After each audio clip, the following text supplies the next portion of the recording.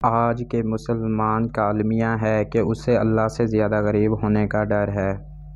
تم اپنے کردار کو اتنا بلند کر دو، دوسرے لوگ دیکھ کر کہیں کہ اگر امت ایسی ہے تو نبی کیسے ہوں گے۔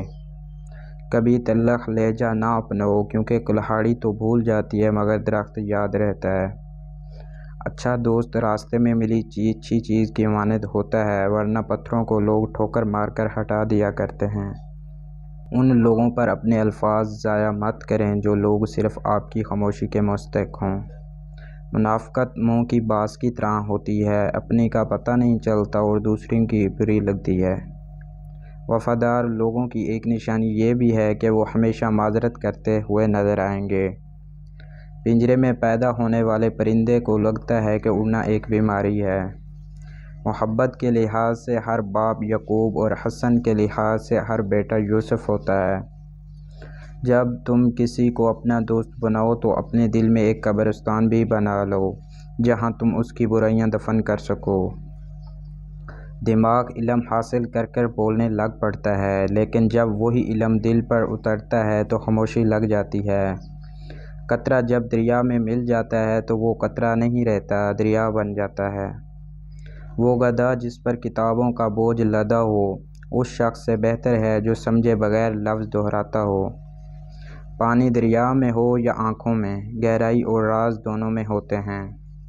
انسان اپنے اوصاف سے ہی عظیم بنتا ہے، نہ کہ اونچا عہدہ حاصل کرنے سے، کیونکہ کوا اونچے مینار پہ بیٹھ جائے تو وہ کعب نہیں بن جاتا۔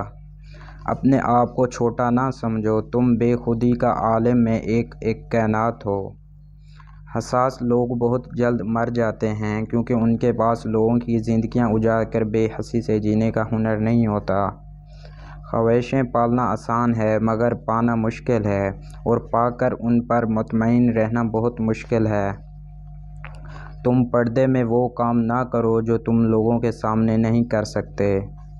زندگی میں جو چاہیے حاصل کرو، مگر اتنا خیال رہے کہ تمہارا کامیابی کا راستہ لوگوں کے دلوں کو توڑنا ہوا نہ گزرے۔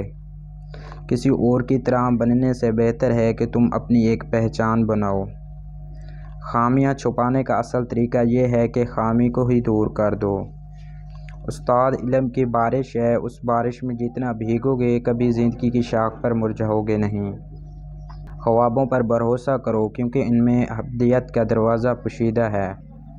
دولت قریب آتی ہے تو 5 چیزیں خواب میں نظر آنا شروع ہو جاتی ہیں۔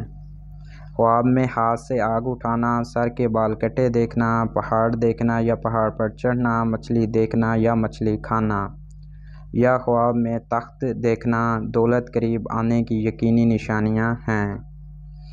وہ ہاتھ بہت انمول ہوتے ہیں جو آپ کی اس وقت سنبھالیں جب آپ ٹوٹ کر بکھر رہے ہوں۔ اگر آپ کسی کو اس شرط پر نصیحت کرتے ہیں کہ اسے قبول کرنی پڑے گی تو پھر آپ ظالم ہو۔ لوگ تمہاری دل آزاری کرنے کے بعد ایسا رویہ دکھاتے ہیں جیسے تم نے ان کی دل آزاری کی ہو۔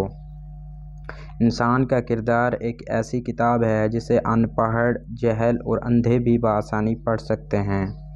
تکلف کی زیادتی محبت کی کمی کا باعث بن جاتی ہے۔ خاموشیاں کبھی کبھی تفصیل سے جواب دیتی ہیں۔